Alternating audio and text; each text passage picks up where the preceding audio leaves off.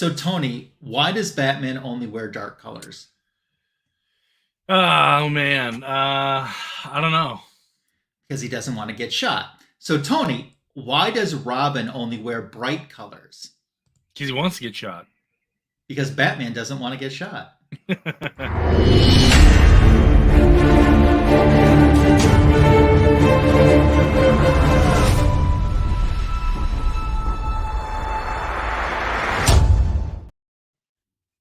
What's going on, friends? Welcome to the greatest DC comic show on YouTube. You have found Fanboys Live and the Retro Review. We're so excited that you're joining us tonight. No Tim the Comic Collector this evening. No Comic Food 2814 this evening, but nonetheless, links to their YouTube channels are in the description to this video. Please make sure to sub them up if you haven't already. And don't forget to sub up the one that did make it tonight, Signature King, Tony Fett. How are you, Tony? Good. I had a nice day outside with the kids playing in the leaves, so that's awesome. Nice way to end a great weekend. Yeah, that's great. I work, so I kind of didn't do a lot of fun stuff this weekend, but that's what next weekends are for, right? Yeah. Yeah, that's awesome. We'll say hello to some folks who've joined us in the live chat as well. John's Comics with Kids is here. Great to see you, John. We have James Warlord, who is here. And hello to Ben Compton. If you're watching us on the rewind, hello to you as well. We certainly appreciate you stopping by. Personally, I'm very excited about our retro review tonight, but we'll talk about that in just a little bit. Tony, you want to talk anything about your week, or did you get any new comic books? Or hello to Bobby Delgado, who's joined us too. Hi, Bobby. And Sean Franklin is back too. Hi, Sean. Hello, everyone. Thank you for tuning in. Yeah. Let me turn my phone on silent here. New comics. I didn't really go to the LCS this week, but okay. I know I really should, but I'd say the most. I'll show this. The most recent foil I picked up is that bad boy. Ooh, I like that. Yeah, Jay Garrick, and it fits with tonight's story. So yeah, kind of. Yeah. Maybe I should have showed it for the book show, but nothing. I did not get to the LCS this week. I was a little bit too busy. You know, there was a Wonder Woman foil this week. Was there? There was, because the Wonder Woman #1 facsimile came out. I'm talking the original one from the Golden Age. Oh, yeah. And they did a regular, foil, and sketch cover. Nice. Yeah. I don't really pick up the facsimile foils. That's not true. I have two. I made you buy one of them. You made me buy one of them. And the other one, I've always wanted a copy of it, so I got it anyway. So, but that's it. Awesome. I just have two. And I'm probably not going to go crazy on those because there's a lot more foils I need. Sure. I'm trying not to go crazy on the facsimiles. I love those. I'd love to get every facsimile that comes out, but there's so much of them coming out that I just have to be smart budget-wise. And if you think about it, it's smart on DC because they don't have to pay a writer. You know, I mean, they still got to pay royalties and stuff like that, but it's content they can just print on demand, slap a foil on it, and charge, $6.99 for it. Yeah, it's pretty low hanging fruit if you think about it. Yeah, Sean, I haven't played that. I'm not a big gamer so much myself. How about you, Tony? Are you familiar with either one of these? I heard Spider-Man 2 was good. I don't really play console games anymore, but I'm sure they're great. Yeah. John showed some of these off. I saw on his Saturday morning live stream that he did. He showed some of his books off, and some of those Poison Ivy covers were just awesome. And Birds of Prey 3 has a certain magic lasso wielding character on the cover. Yeah, I do have Birds of Prey in my pull list, but is 3 that the most recent one? Yeah, that just came out this week. Okay, and I got a stack of new issues here that I haven't even begun to put away. I just kind of am regretting it. There's some good ones in here, like this Supergirl special. Let me make you big on that. I just like the color on that. That's good. Classic Frank Cho. I really enjoy him as an artist. He's kind of a funny guy if you ever get a chance to talk to him. But yeah, I have quite the stack that needs some attention here. Yeah, it looks like you do have a to get cataloged and put away. So some of them need to be rebagged because I like to bag it myself. That way I know they're done properly. So I'm pretty far behind, actually, but that's okay.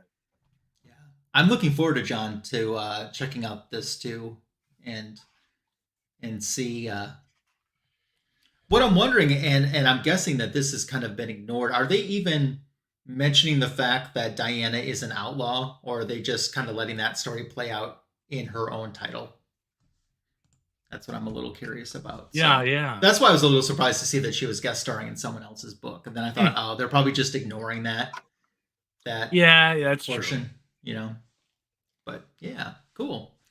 What's going on news wise? I know that kind of when it comes to superheroes, Marvel is in the news right now, not necessarily in a good way because they just dropped a new movie and it's not doing well. Yeah, I have not seen the movie. I've only looked at Rotten Tomatoes to give me a 4.11. The Marvels and it wasn't doing well. I think it was 40 something percent Rotten Tomato score and something awful audience score. Didn't they also say that the last two DC movies, Blue Beetle and The Flash, have done better in opening weekends than this one did? Yep. And you consider this, as Tony said, The Marvels is a movie we're talking about, Brie Larson. It's a sequel to Captain Marvel. The first Captain Marvel did incredibly well in the box office, but that was a different time too. I think people are kind of burnt out on the superhero movies. Oh, the score went up a lot. Okay. Like suspiciously a lot. It was in the low 40s for tomato score. Now it's at 62. And it was very poor audience reception. And now it's 85%. That's a huge jump from this morning. Yeah. Huge and hello jump. to Jedi Farce, and he makes a good point, you know? They said the same thing about Black Adam. Yeah, yeah. I mean, I got no issues with it. Characters I'm really unfamiliar with. So, honestly, even if they cast people I absolutely loved, I probably wouldn't have gone to see this movie anyway. I will see it. I don't know if I'll see it in the theaters, but I will see it. Yeah. I love numbers and tomato scores and stuff like that. But I got to call out, what happened here. The score was awful this morning, and this evening it's the greatest thing since sliced bread. But okay, sure. Nothing suspicious there. But yes, yeah, hopefully that's move on. Nothing move to on. see exactly. But in DC realm of the universe, the official date of the new Superman movie is June 11th, 2025. Okay. So the Actors Guild, was it the Actors Guild? The one that just ended recently. It was the Actors Guild. Yeah. Obviously just ended, so now they can move forward on a lot of things they probably couldn't before. So, hopefully we'll get some good news here soon. Doesn't seem like the DC universe is really affected by a whole lot of what's happening between the Writers Guild and the Actors Guild. So we'll see. Hopefully we'll see something awesome out here. Maybe we'll get some exciting casting news. I'm always excited for casting news. I have a picture to share you. With you. Yeah. Let's see it. Okay. You see that? Mm-hmm. Who does that look like? Poison Ivy. Really? That's not who I thought. Oh, Starfire? Blackfire? It does. It looks like Starfire, doesn't it? Who is it? That is not Starfire, but that is a Tamaranian that's being introduced in a new Batman Off-Worlds limited series. It's about the first time that Batman had an adventure off of this planet, and she is being rumored as a potential love interest for him in the future as well. Come on. Stop it, people. Hey, Dick Grayson and Corey, and now maybe the Bats and another Tamaranian. Sure, if it's its own little continuity bubble, fine. I'm okay with it, but I mean, maybe I'm just old school. I hope you are, Bobby. Yes. Please be alive in 2025. But maybe I'm too old school. I don't like it when they change things up too much.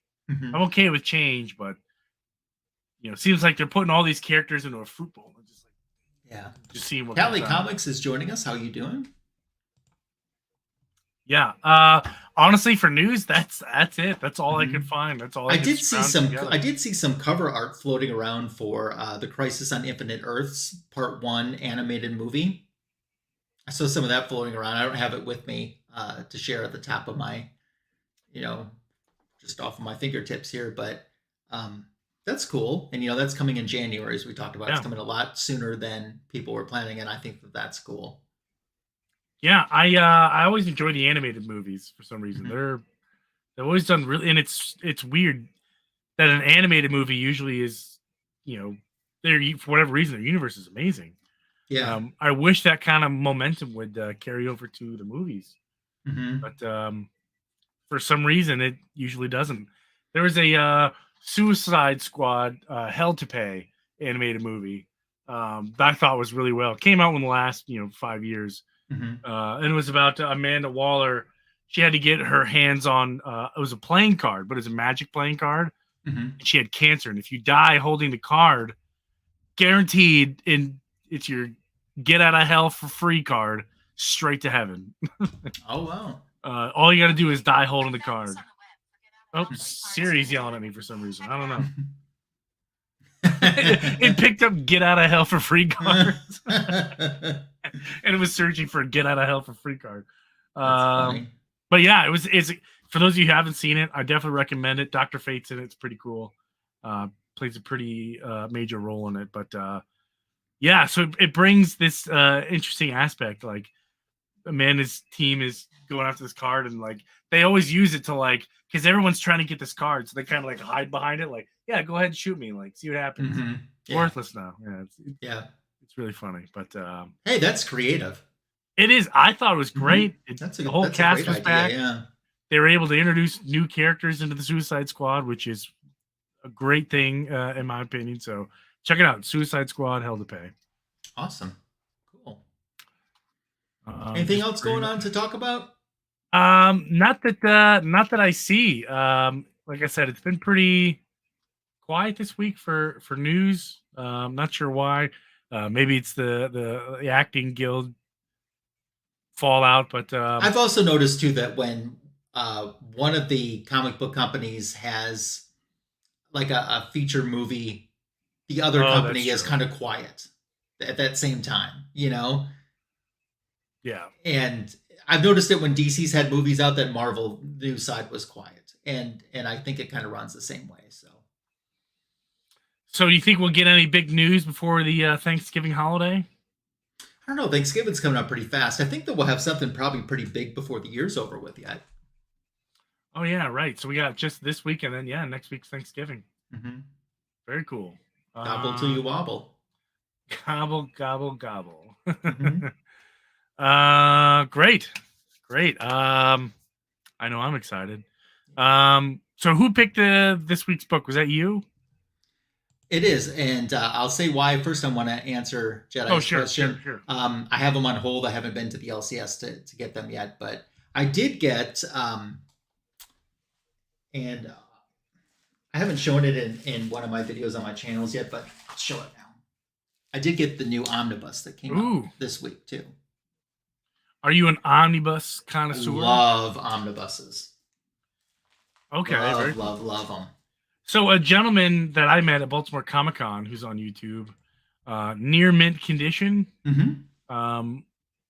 His whole channel is omnibuses, and there's other stuff too, but that's kind of like his bread and butter. So shout out to Omar. Yeah. But yeah, I could never really get into omnibuses. I don't know why. Not really my cup of tea. I don't know. Maybe you just haven't found the right one yet. Maybe I haven't found the right cup of tea. You're right. Who knows?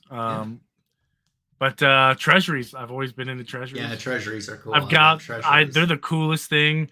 I think they need to somehow come back. I agree. It'd be so fun. Yeah. Something about when they're in that big format, it makes it feel like it's more than a story to me. It makes it feel like it's an event. Well, that and like if you look at the book for what it is, let's say you're growing up, in that area as a kid, there's lots of things to do in the book. If you wanted to cut out the stuff or Sure. some of them have like characters you can cut out and fold. Or little dioramas on the back. Yeah, little dioramas and puzzles. Hi, Kenneth. Some of them I've seen have like, superhero crossword puzzles and whatnot. Yeah. And we'll get into the retro review, and I hope you guys really stick around for the retro review because I'm really excited about this, and I'm about to tell you why. But I want to ask Tony this real quick. What's one treasury that you don't have that you wish you did or you want to get? If I were a smart man, and I'm not, I would have gotten the Superman Muhammad Ali. I have that one signed by Neil Adams when I had the chance, and I did. That was so expensive, though. It would have been worthwhile investment. It really would have. Yeah. I would have paid extra money to have it in even better shape. I know Neil Adams' signature was probably like $75. Yeah, right. Would have been really expensive, but and I shouldn't just throw this out without having checked first of all, but there actually might be a chance for you to get that because at one point Neil had like 16 or 17 of them left, and he got his from undistributed copies from someone that he met at a convention, and he ended up buying them from this guy. I mean, I know that they're still selling Neil Adams merchandise on his website, and there's still signed stuff out there, obviously, that he signed before he passed. But I mean, it's possible that you could still get one, is what I'm saying. It is. And I'm sure lots of people have them for sale. I'm sure it is not difficult to get one, but I feel like it would have meant more I get that. If I would have gotten it. But yeah. But I still would appreciate it, if Santa Claus came down my chimney and put one on my mantle, I wouldn't complain. Yeah. But it's just it to me would be a little extra special. Yeah, I get that. Because he was a nice guy. I like talking to him. Yeah, he was a little rough around the edges sometimes, but I mean, yeah. Hey, Super Russ, hope you're doing well. He's Neil Adams. Like, what are you gonna do? Yeah. What he did for the industry, I mean, he could do whatever he wanted. But that almost ties into, and I promise we're getting there, but our retro review tonight is called Only Legends Live Forever. And I mean, that man was a legend. And Neil Adams' name is going to live will forever. Live I mean, look at it. We're still talking about Joe Shuster. You know what I mean? Like, of course. Yeah. Oh, Yeehaw is here. I say yeehaw to yeehaw. Mr. Mike. Yeah. One thing, I know we're kind of trying to transition into the story here. One thing I noticed. Wait. Time's out. Yeah. I want to tell you which one I want. Oh, yeah. Sorry. Go ahead. Which treasury that I want that I don't have. I do have a lot of treasuries, but the one that I don't have that I want the most is the very first Superman versus Spider-Man. Okay. I've never read it. I have the second one, but I don't have the first one. That's the one I want. Anyway, go ahead. Any particular reason? I think it just would be a fun story to read. Okay. That's simple. No, you know what? I forgot what I was going to say now. That's okay. Must not have been too important. But yeah, let me pop my screen up here. Yeah, and while you're doing that, I'll talk about Only Legends Live Forever and why I picked this tonight. So, you guys, this is the death of the Earth 2 Batman. So this story was supposed to be All-Star Comics 75, but the DC implosion happened, and there was no All-Star Comics 75. They canceled the series with issue 74, but they have this completed story. And they decided to move the JSA over into Adventure Comics and make it the 5th feature in that book, because these were big dollar-sized books at the time. It was like Aquaman, Flash, Wonder Woman, Deadman, and I think Justice Society were starring at that time. Oh, Male 6565 is here. How you doing? So you got to remember, this is the death of the Earth 2 Batman, but they kept him dead. They didn't just magically bring him back to life. He's still dead, like today in Earth 2. Yeah. Now they did a couple of stories of like the untold stories of him, you know. Yeah, but that doesn't count. But like they kept him dead. Now, in retrospect, Paul Levitz wrote this story. He said this is the story he never should have wrote. He regretted writing this story and killing the Earth 2 Batman, that he shouldn't have done it. But we're going to do the retro review tonight and let you be the judge if this story is worth it or not. I'm a little bit biased. I picked this. I have so many memories associated from my childhood with this story. I reread this story frequently. Like every couple years, I reread this story. And I guess we'll get started. So we're just covering the JSA stories from Adventure Comics 461, 462, and 463. So here we start at the beginning.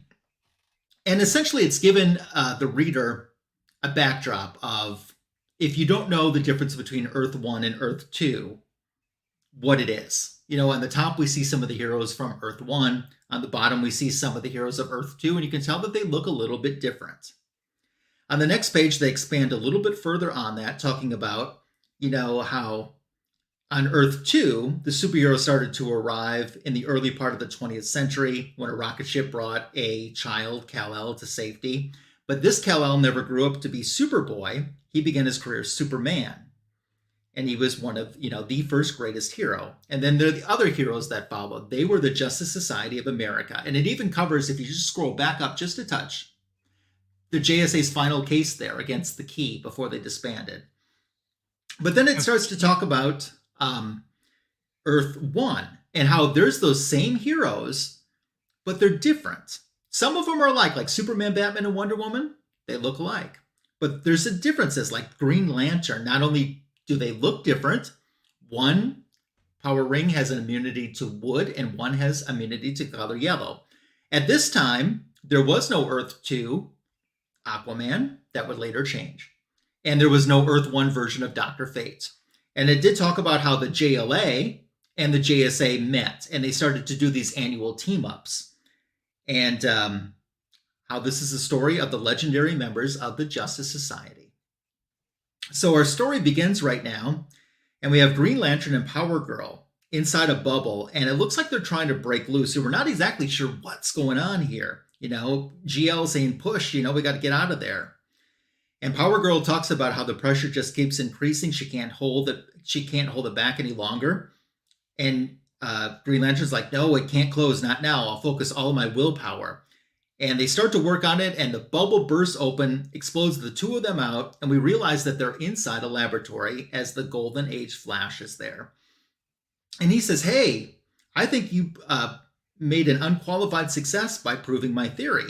He was demonstrating that theoretically, that your theoretic unlimited willpower is stronger than Powergirl's theoretically limited super strength.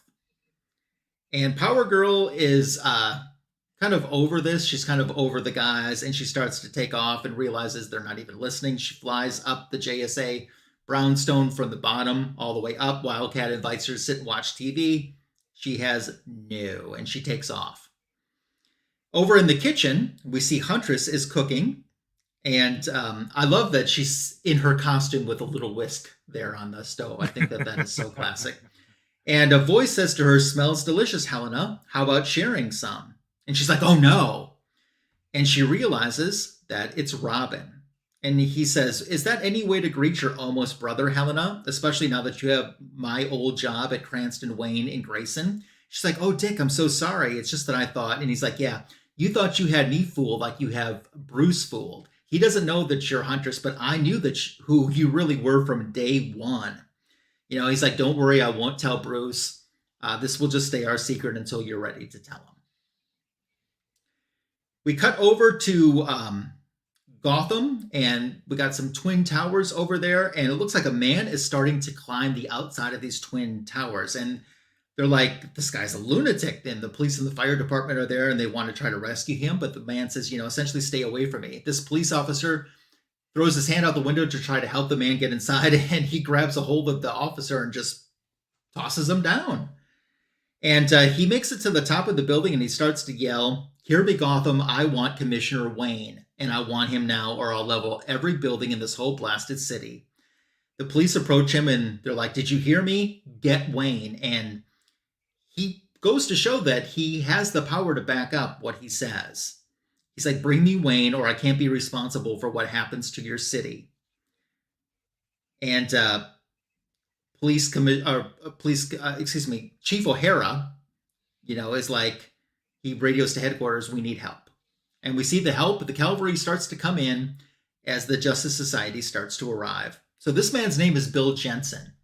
And Justice Society is kind of like, "Yeah, playtime's over. We're done." And he just keeps insisting that he wants Bruce Wayne.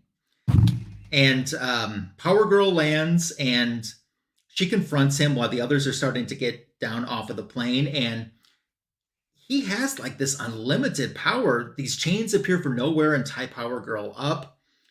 And the rest of the JSA try to reason with him first. And he warns them. He's like, "Look, things aren't the same anymore. I woke up in my jail cell with this power. I have the power to do this." And he starts to knock Green Lantern back. And he's like, "Prison couldn't hold me, and you people certainly can't stop me." And we start to see the rest of the JSA are being overtaken by some creatures, some wild creatures that have just appeared. Flash is watching what's happening, and the rest of the JSA is succumbing to the powers of these wild creatures that this man has taken forth. Flash goes to run up against him. He can't touch him. This man is like virtually unstoppable. So he says, "If you don't bring me Bruce Wayne, watch these mighty towers shake and quiver in my hand. If you don't bring me Bruce Wayne, I'll send them crashing to the ground. Do you hear me, Gotham? Enough."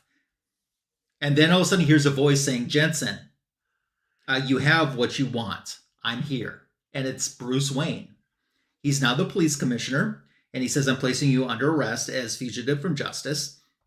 And he says, "Justice, you have the nerve to speak of justice? You're the man who ruined me just to make yourself have a reputation." And he goes to use the full force of his power, and like this bubble protects him, Bruce Wayne, and the police officers. And he's like, "I don't know how you did this, but that's not going to save you. You have to give up your life because I lost mine because of it." He says, "Because of you, you framed me just to make a name out of yourself. I was sent to prison for murder. And then you got named police commissioner in recognition of your detective work." And he's like, "I didn't think I could survive, but I woke up one morning and now I have the power to change things. I spent every minute in that jail cell thinking of what I could do to you." And while he's trying to get through, he's like, "You can't hold me off forever." And a voice says, "No, but I can." And it's Dr. Fate. And Dr. Fate, says, "You are in the grip of power that you can't understand, Bill Jensen.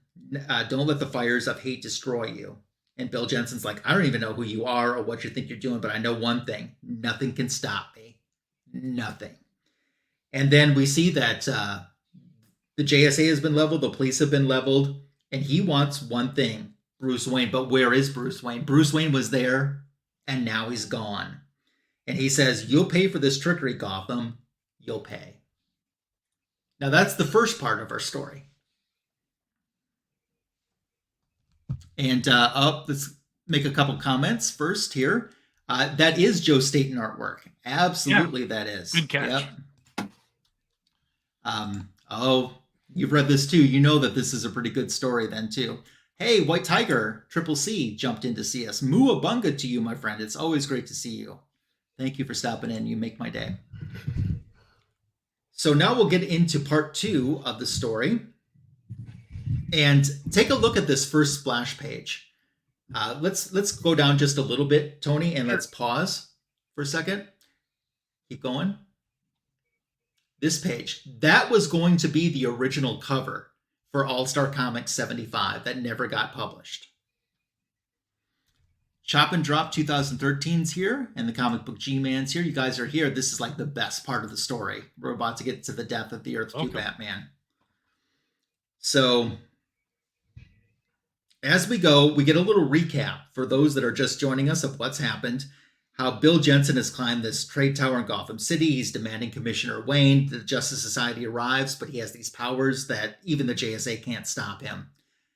As the recap continues, Bill Jensen, he feels that he was framed by Bruce Wayne, who then got the commissioner job because of his detective work, framed for murdering his business partner. This man never had any powers, and all of a sudden he woke up with powers. And it recaps how Dr. Fate intervened. And when he did, when the smoke cleared, Bruce Wayne was nowhere to be found. So that's a little recap of what happened. And now the story picks up with Chapter 3, The Legend Lives Again. Bruce Wayne is now on another building. He leaped over and is hiding on the cliff out of sight of Bill Jensen. And Bill Jensen is still in a rage on the top of this rooftop. And Bruce Wayne knows there's one thing that he needs to do. It just so happens to be the building that he's on. He can go down a few floors and he gets into the City Museum's 25th floor. And he starts looking at the artifacts and the exhibits in there, the things that made Gotham what Gotham is. And he starts to think about his life, in particular what's happened to him in the last year. How a bullet took away the life of his wife, Selina Wayne, Catwoman. And how at that moment he vowed that Batman was done for that night. But now it's time to take up that mantle again, one more time. And he grabs a Batman costume from this exhibit and he walks off. We cut back to Bill Jensen.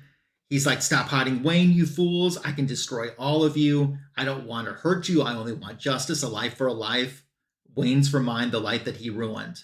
And the police are trying to tell him, you got to be reasonable. We can't do this. Just give the JSA back. And he says, I'll give the JSA back. I'll tell you what I'll do. I'll give them back one at a time, one being thrown off the roof each minute until Wayne is back in my presence. So he starts with the unconscious Flash, throws Jake Garrick over the building. He starts to fall.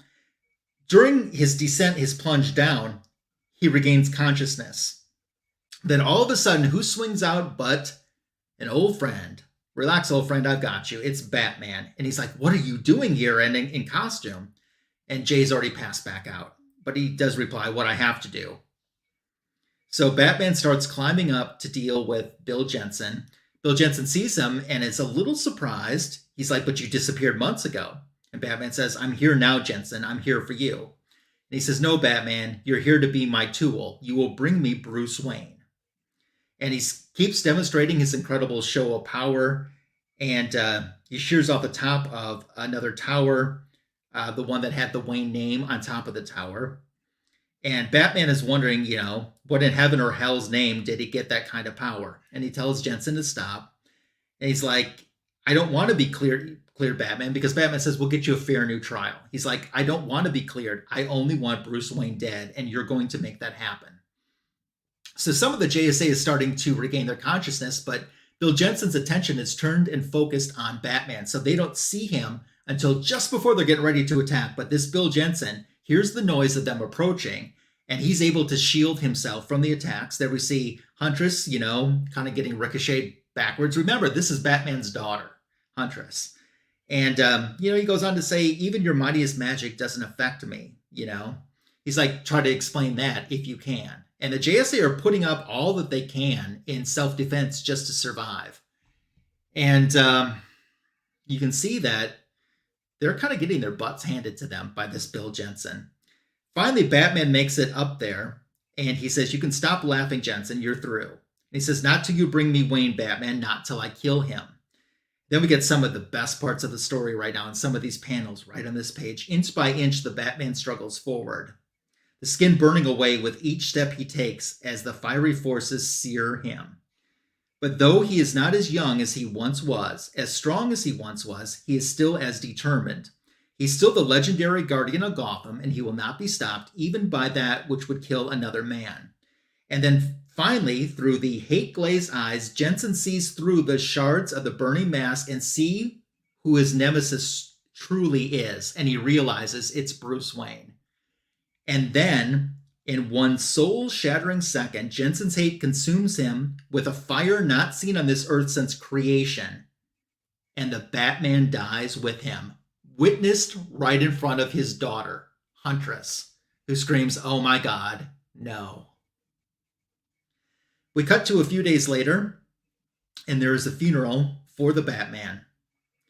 At the cemetery, not only do we have Helena and Dick Grayson's, their secret identities now revealed to the world, because everyone saw that it was Bruce Wayne was Batman. We have the Justice Society there as well. In minutes, he's going to be buried, and the world will never be the same. A living legend lives no more. His daughter weeps uncontrollably, now having lost both her parents in the span of a single year. Childhood suddenly seems so far away. A boy he took in as a child stands straight and tall, a single tear staining his cheek, mourning the man who was a second father, and more. And they talked about how Dr. Fate was experiencing grief, and we start to see the coffin being lowered into the ground to be buried as the members of the JSA start to take off. Rain starts. Helena and Dick Grayson stay behind, and she says to him, "Why did he have to?" And he's comforting her and says, "You know why. He had to. We needed him. Gotham needed him. He never failed us. He never did." And he says, "I won't fail him either. Bruce Wayne may have given his life for Gotham, but the Batman will live on." And Helena is shocked, and she's like, "No, you can't." He's like, "What? Oh, no, you misunderstood." He's like, "You want me to be Batman?" And she's like, "No, of course not." He's like, "Well, then what are you talking about?" She says, "There was only one man who could be the Batman, Dick, and my father is dead. We can carry on his work, you as Robin, and me as Huntress. But the Batman is dead. Only legends live forever, not the men who make them." Back later at the JSA headquarters, Dr. Fate realizes how they've come to terms with their destiny quickly, and Flash says, they're good people, Fate, they're strong.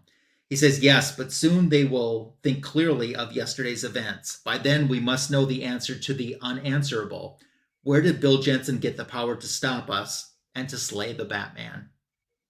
And that's the wrap-up of the second part of the story. Very cool. Let's look at some of the comments here. Death Flame, yeah. That would have been a great name. Yep, and there's some Obi-Wan references there. So Tony will pick up, when he gets scrolled down to the JSA portion, he'll pick up the third and final part of the story. And I definitely would love to dialogue with you guys in the chat about this, because there's a few things that I would love to know your opinions on and see what you have to say. And Bobby's I'm glad you're enjoying the story. So yeah, away, it's Tony. A good one. Yeah. So here we are, the Night of the Soul Thief. And it now makes a little bit more sense. Because there's no Batman in this one either. I mean, they talked about it, but anyway, so here we are. Whoever pointed out it was Joe Staton art, that was a good catch. It definitely is Joe Staton art. But you'll notice that Huntress doesn't have her mask on, and Robin doesn't have his mask on either, because the world knows who they are. Yeah, you're right, but I'd still wear the mask just because it's cool. Yeah. Here we are. They look like they're in a park, which is odd. I think this is Central Park, to be honest with you. I don't think it ever said that. But anyway, here in Olmsted Park. Here we go. So now I have a location. There's a true killer of the Batman lurks. So I guess they are not buying the fact that whatever happened to Batman. I didn't read the 2 previous issues, so I wasn't sure. I thought they were trying to find Batman's real killer. Like they got shot. But anyway, I was just guessing. So they're in the park here looking for the killer. Everybody, including Powergirl and Jay Garrick Flash, are zipping around. They kind of break off into teams here. We have Green Lantern and Robin, and Dr. Fate and Helena Wayne. Almost said Bartonelli. But they split the park into quadrants a little bit. And in the pond, there happens to be a water elemental monster break loose. And you kind of notice that theme as we move on. Anyway, it's going to attack this family, but Dr. Fate is able to use astral projection netting. I had to read that a few times. And he has got the monster all kind of entangled. One thing I never understood, if you look really close right here, it looks like there's rockets bouncing off of this monster Hydra head thing here. But they don't look that's that big. That's Huntress's tranquilizer darts. Yeah, you're right. But I mean, the way they have them drawn look like missiles, like okay, yeah, like an Acme missile, from Looney Tunes. But anyway, I digress. Not really that important. Just a weird detail I noticed. But yeah, so they're trying to take down this this elemental monster, and Dr. Fate's kind of got him netted, and he's got like this little astral plane container. It's the only thing I could think of what it looked like. It looked like maybe had a handle on it. But it's too powerful. They break loose, and they are able to grab Helena Wayne in the mouth. But we're going to check in with Flash and Powergirl here. They are zipping around the park. And this is kind of like a really fun callback here to the Flash and Superman racing, I thought. Kind of a nice little nod to that. But confirmed, Powergirl is a cheater. She got a half-step head start, as Jay Garrick is complaining, because they're just doing laps around the park, trying to find the killer here. And then they find the what they call a fiery monster, and they're trying to put this thing out by punching it, which I thought was a little weird. Wouldn't that make more sense to just bring them over to the pond and splash? But I digress. They got to sell books, I guess. But yeah, it's this monster does have Powergirl in a frame, but they're. I'm trying to explain it here. So they're fighting different elemental monsters here, and they're kind of breaking off into teams. Jay Garrick and Powergirl taking on the fire one, and we cut back to Green Lantern and Robin, who are taking on the Earth elemental monster, if you can call it that. He looks kind of like Clayface, but he does have the ability to control like trees and stuff like that, maybe some plants. And keep in mind that Green Lantern's ring cannot be affected by wood, or isn't effective against wood. So he's incapacitated. The branches get the best of him, but he is able to be saved by Robin, who's a mini version of Batman and has a weapon for everything. So he's able to break himself loose, and Jay Garrick comes in to help finish him off. So finally, they're all able to get together and kind of think things through and who's going to attack what. And then they are interrupted by, I can never remember this guy's name. Frederick Vaugh. Frederick, what would you say? Vaugh with a V. Oh, Vaugh. Oh, I see it here, right here. Frederick Vaugh, Vaux. Yep. Yeah, so they're interrupted by Frederick Vaugh. I got to admit, I think this is the first time I've read anything about Frederick Vaugh. First appearance. Or even heard of him. Oh, is it? Okay, yeah. Perfect. So there's a key for all you guys out there. But yeah, he's... how do I explain this? He's the man behind this, essentially, because he gave Bill Jensen this power that Bill Jensen used. Because he has a motive. Do you want to tell people what his motive is? Do you remember what it is? No, I don't recall. He wants to get rid of superheroes, period. Okay. Not only does he want to get rid of them, he wants to get rid of people even remembering that there were superheroes. Right. So he's making sacrifices. Yeah. How best to explain his ability and what he can do. But I mean, he can call upon astral projection is one of them, and he can affect time and memory. He's like an evil Dr. Fate. He can do everything Dr. Fate can do, which I thought was pretty cool. Maybe they'll bring him back sometime. But yes, you're right. He's removing all evidence of superheroes and even memory. a good case in point here is look at this newspaper. The headline "Batman Dead" is slowly starting to fade away, but they gather their strength and they're able to kind of break away and team up to take on these big monsters. I gotta say, I love the way Green Lantern handles the gas coming off of one of those monsters. He just turns on a giant fan, essentially. Perfect Green Lantern in my opinion. But yeah, they're able to take care of the monsters and defeat Frederick Vaughn. And it kind of makes more sense now that I read the other two issues. But Helena is pretty distraught. Violence is unnecessary. She doesn't want to fight anymore. But luckily it's over. We see but now I understand. I thought this was a statue, but I think maybe it's a ghost, like a ghost like of Batman. Yeah. I thought it was like a memorial statue, but it's a ghost now. But anyway, yeah, it's wrapping things up here. They're able to go to Batman's grave here and just kind of like we brought Batman's killer to justice, but unfortunately, it doesn't bring him back. So we'll just live a better life and remember him in that way. There's a line here that I can't remember. I saw. I thought was really good. I wanted to point out. Shoot.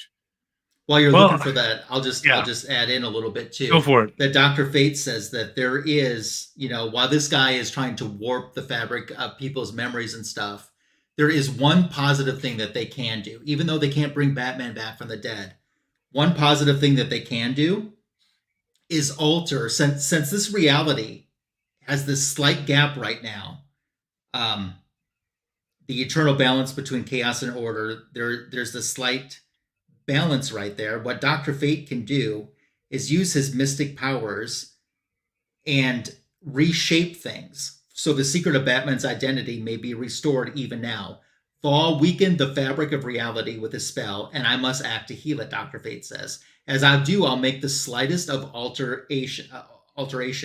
He says, no longer shall people remember the Batman being revealed as Bruce Wayne in the moment of his death, nor shall your identities, meaning Robin and Huntress, be known.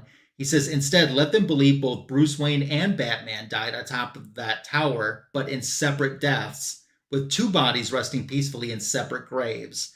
Every bit of material evidence will be altered, and those memories, save for those that knew the two were already one. And thus I can do one last service to my old and dear friend by giving you the best opportunity to carry on his work. Yeah, and that's what I mean. Mr. Vox here and Dr. Fate kind of do the same thing, just opposite spectrums of each other. One can maybe Vaughn can bring back memories, but his goal is maybe to take them away. And in a sense, Dr. Fate is putting things back to where they were. As people don't know who the superheroes are.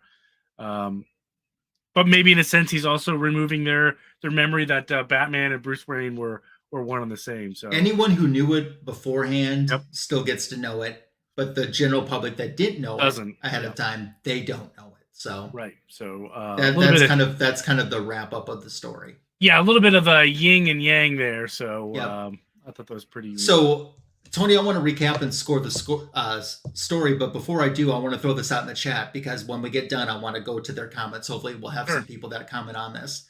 I want to know what you guys think of this story, but specifically, do you think this story would have been better if they had used established characters instead of Bill Jensen, who was just introduced for the first time in the issue, and then this, Frederick Vaughn? Would it have been better if they would have used established, would it have been better if it was the Joker somehow that killed Batman? Would that have been a better story? That's what I want to know from you, Tony, but I want to know it from the chat too. So drop any comments that you have in there, in the chat, please. What do you think? I don't know. I think if if you did an established, let's say the Joker, Mhm. one of his best films, I don't think it would work the same. Okay. Yeah, yeah, yeah. Yeah, just a good vibe.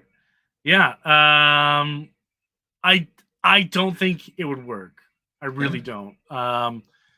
Because you have to in this story they kind of have that elemental, mystical, magical vibe to it, and it'd be really tough to do something like that with the Joker. You know, trying to think who'd be the best villain for it if we had to do an already established one.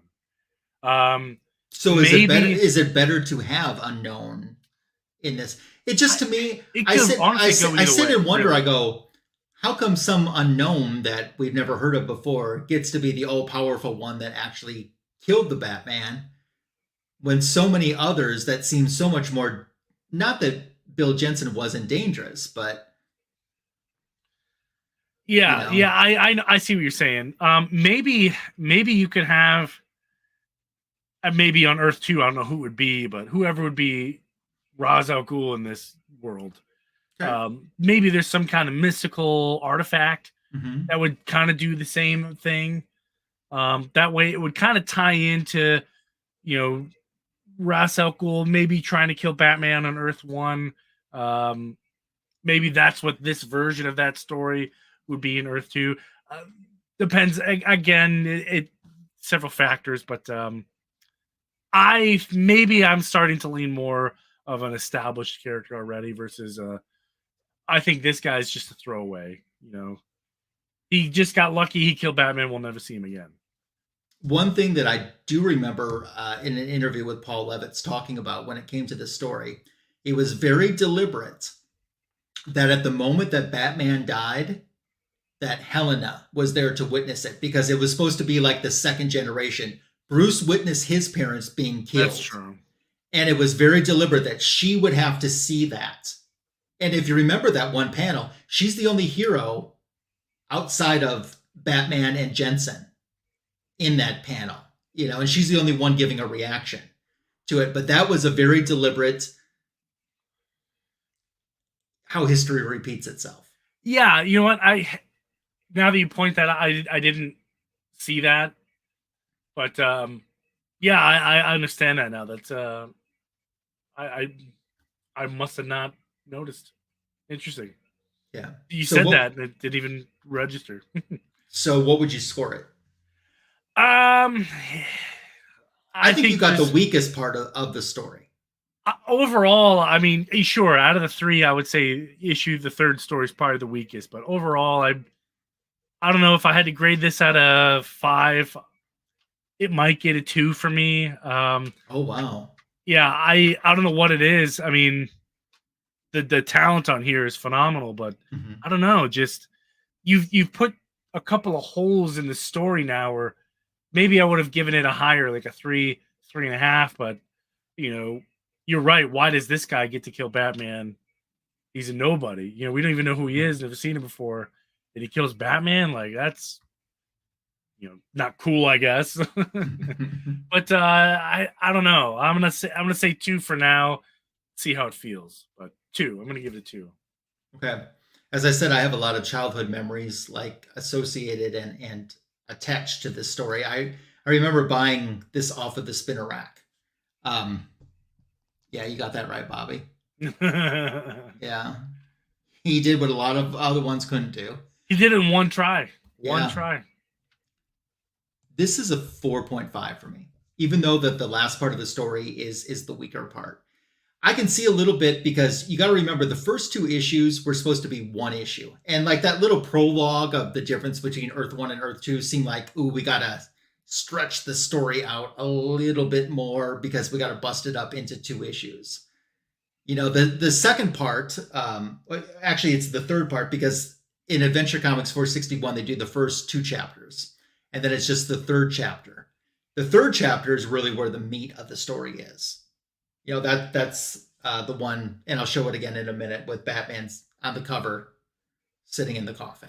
That's the meat of the story. But But it's the fact that they kept him dead. It wasn't like, oh, he's alive now, you know? Yeah, you're right. I mean, you're right. this is DC's number 2, you know? Yeah.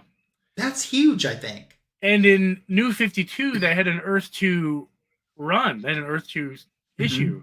And he's still dead. Still and dead. That in New 50 is recent as New 52. He's still dead. Yeah.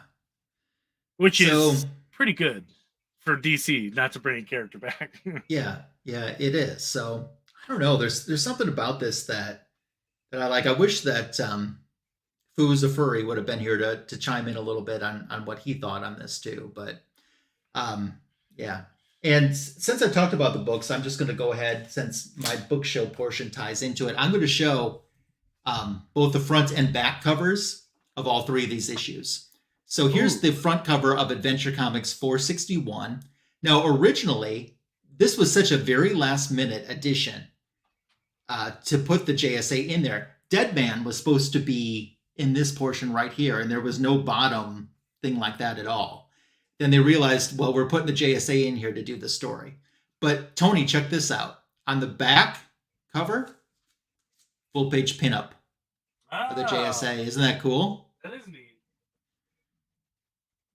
I got a nice clear backing board in here for anyone that's wondering. So that's 461.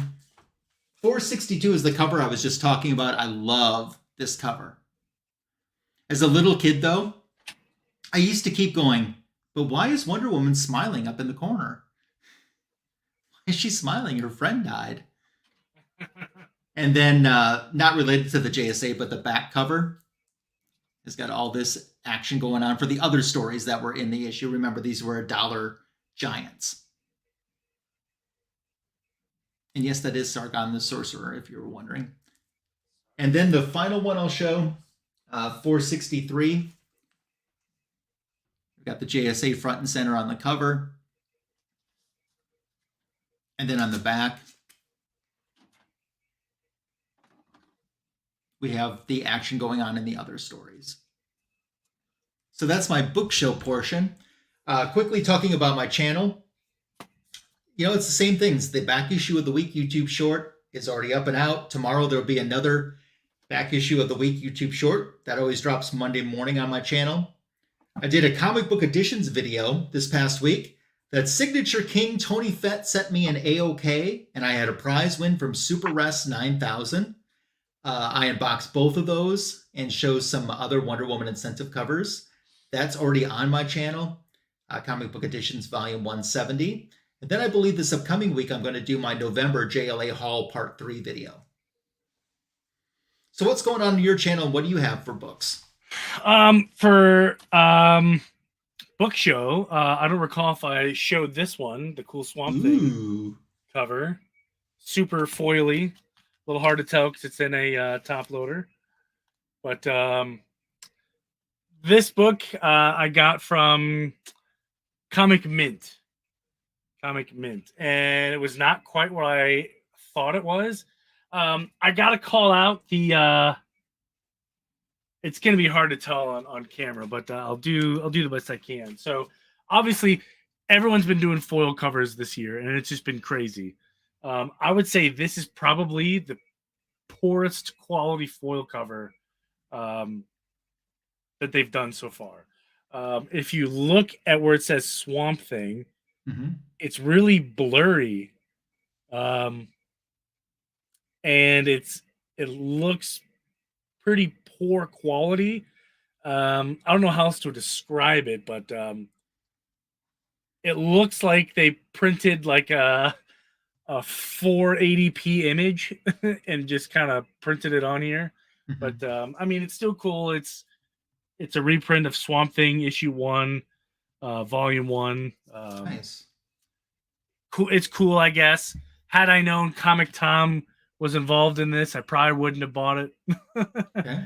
But hey, it's whatever. It's cool. It was cheap. They only made 500 of these. There's only 500 of them floating around. Cool. But coming up on the channel, lots of shorts. Still having some success with that, so I'm going to keep that boat rolling. So I don't know what I'm going to do. I definitely want to give a book away. and that is Warlock and the Infinity Watch. And yes, it is signed by Angel Mendina, the cover artist and interior artist. So I'm going to be giving this bad boy away. I just don't know how or when or what. So stay tuned. I might just A-okay to somebody out of the blue, but I actually have 2 copies of this. So we're definitely going to do something cool with that coming up here very soon. So stay tuned if you're interested. Nice. Also keep in mind, Comics Will Break Your Hearts GoFundMe page. Yes. Please donate if you can. If you can't, please share the page. Just maybe someone else will donate just from the fact that you shared it, or do both if you can do. That would be awesome. Sharing is such a useful thing. It might as well be a $1 donation. It really should. Yeah. So if you can help out, that certainly would be appreciated. Bobby, a fan of Angel there. So, yeah, I met him at a super local convention at Hershey, Pennsylvania. So okay, Jimmy Kimmel said that the entire town of Hershey smells like chocolate. Is that true? 100% true. Really? Yes. I friggin' need to move there. I mean, I'm probably about 20 minutes outside. I mean, I can go there. I love taking my kids there because there's so much free things to do that they just love. So it's really good. But I definitely recommend anyone free publicity for Hershey, PA. But they have Hershey's Chocolate World. It's a theme park just based off of chocolate and Hershey's candies. It's super fun. If you stay all day, there's a 0% chance you won't get type 2 diabetes. It's fun. Yes, but yes, your question is, does it smell like chocolate all day, every day? Yep. Wow. Sure does. Do they have Oompa Loompas? Yeah, I haven't seen any. Oh, okay. I've seen some pretty depressed looking people because it's a big factory, you know. It's I know a few people that work in the factory and they just and that makes them depressed. That would cure depression for me. Yeah, but it would also kill a snack that you like. Yeah, it's great. But how, the longer you work there, it's like, I work at a candy factory. Can't be that great. Yeah. But it's a nice town. I really enjoy it. They have a really great comic scene. The convention's nice. They got some great LCSs that I enjoy going to. And thought I don't have one around, but there's a book that I got from that Hershey comic shop, and it still smells like chocolate. Really? I put it in a bag and a board. And every time I pull it out, yep, smells like dark chocolate. Oh my gosh. It's a fun place to visit. It really is. I enjoy it. Don't let your dog eat that comic book. No, I'm surprised dogs can exist in that town. Yeah, well, that's true. Yeah. It's chocolate everywhere. Or dogs, yeah. Yeah, right? They're very proud of their history, but well, they should be. They got a great Hershey is team. Worldwide. Yes. They're also known for their minor league hockey team, Hershey Bears. The Hershey Bears. Who do phenomenal every year. I don't know how they I thought those Bears came from Chicago. Yeah, I forget what minor league they're attached or professional team they're attached to, but yeah, Hershey Bears. I think it's the Flyers. Augusta. Yeah, Chocolate River. Yeah. Oh man. Oompa loompa boopity doo. I've got another puzzle for you. Oompa loompa boopity bee. If you are wise, you'll listen to me. What do you get when your kid is a brat? Spoiled and rotten like a Siamese cat. That's all I got. Thank you. They have this place you can go to, the Chocolate River. And they have a whole bunch of things to do. One of my favorite things to do is they get these giant milkshakes. I mean, these things are huge. And they mix it with like the Hershey's chocolate syrup. You can put all kinds of candy in it and they mix it. It is like probably 9 million calories. Wow. The actual food in that place ain't great, but So if you're in town and you're into roller coasters and stuff, check it out. It's pretty fun. There's free candy everywhere. Nice. Yeah. So if you're into candy, that's where you get like the big 5-pound chocolate bars. that I used to give my nieces and nephews every time we go out to Iowa, Mm-hmm. which they told me I did it one time, like, you'll never do this again. That was before I had kids, so I can't do that anymore. But yeah, Hershey, PA, come out. Nice. You'll be super close to me, and we'll hang. Yeah. Open invitation for everybody. So we're kind of, at the Fanboys Live in the Retro Review After Dark portion of the show. Tony, are you going to get, or do you have, or are you going to get a superhero themed calendar for 2024? No, I don't think I'm going to. Do you usually or not? No, I mean, people have given to me, people have given them to me in the past. I'm very tired. Mm-hmm. And I've displayed them. Usually, it's something I'll bring into work and hang in my office or something. But now I'm still in a telework environment, so I mean, probably not, to be honest with you. I'm gonna say no. Is that something you usually do every year? Yeah, it is. Hey, Glenn's here, Seeking Superman. I didn't even see him doing come well. in. Oh, and he's leaving. Okay, bye. Yeah, Trends is a company that does licensing of images for calendars and stuff.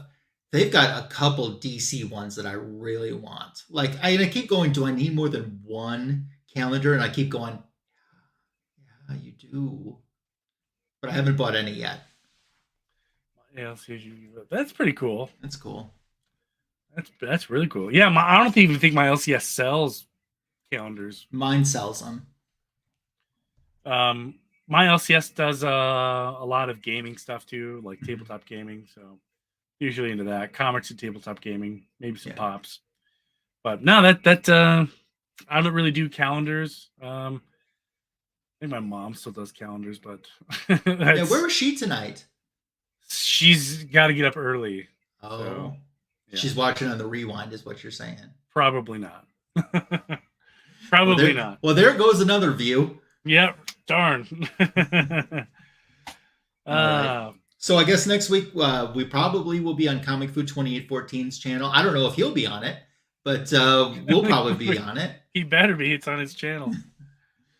So make plans to join us there. Once again, there's links to all of the Fanboys YouTube channels. Please subscribe, and of course sub everyone up in the chat too. And just enjoy the comic book community.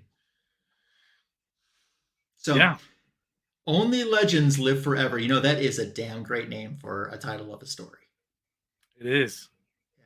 I had fun reading it. I know it wasn't as good for you, Tony, but man. Hey, that's okay. They all can't be, home runs, Yeah.